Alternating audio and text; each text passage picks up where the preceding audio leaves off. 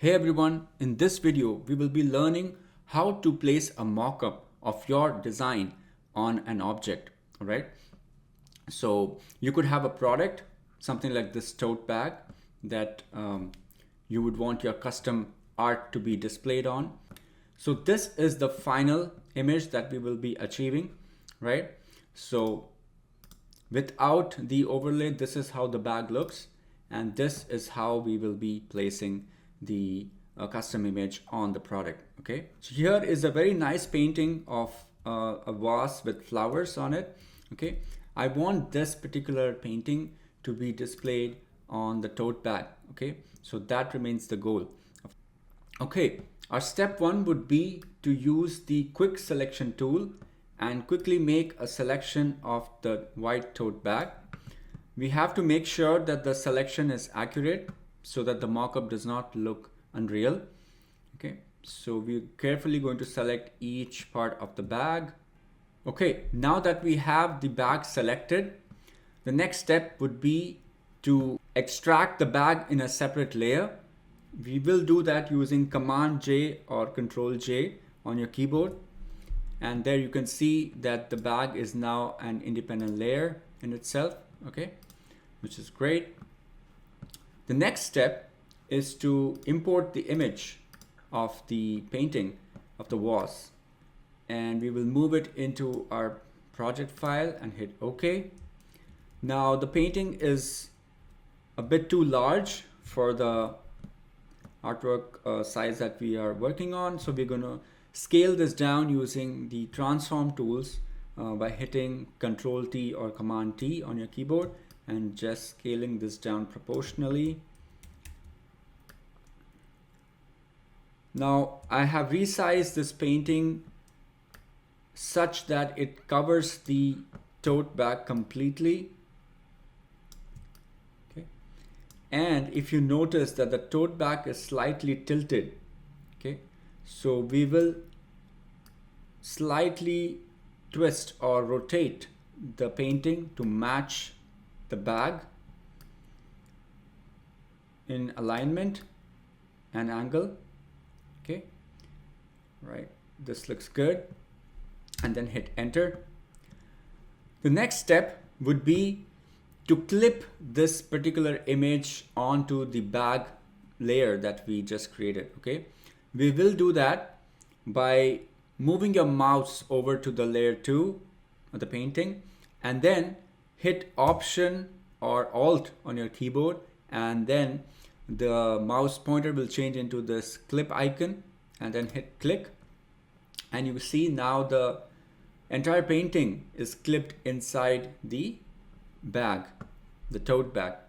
Okay, now the next step in the process is to change the blend mode of this particular clipped painting to multiply. So multiply will blend the painting into the bag. Okay, it will start to fade into the background layer. But however, if you do notice, it still does not look as real.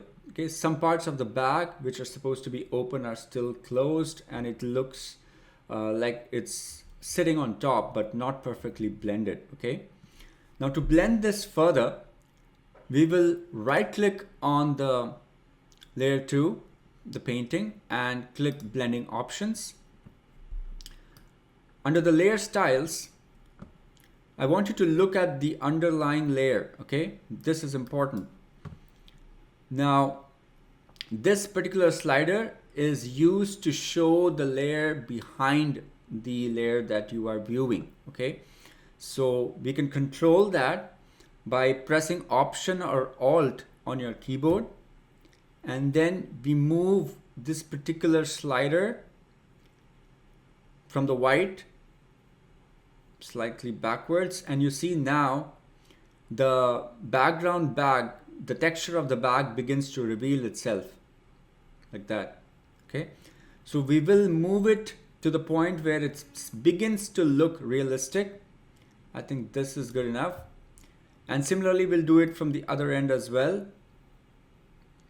That is for the borders, the darker areas of the bag. We will keep that to 50. I think that's good enough. Okay. Yeah, that's good. Okay, and now if you notice, if I zoom in on this, you can see the stitches of the bag are now visible, which weren't earlier. Okay, even on this corner, you can see the stitches. The texture of the fabric is being revealed, and the painting perfectly blends into the bag. We're gonna hit OK, and you see this is the final that we created. The lady is carrying flowers, and the bag is now got a flower theme on it, which looks very real. Okay, now this is exactly how you place an image on top of a product. Here, let's take another example. Okay, we have this particular vegetable bag, and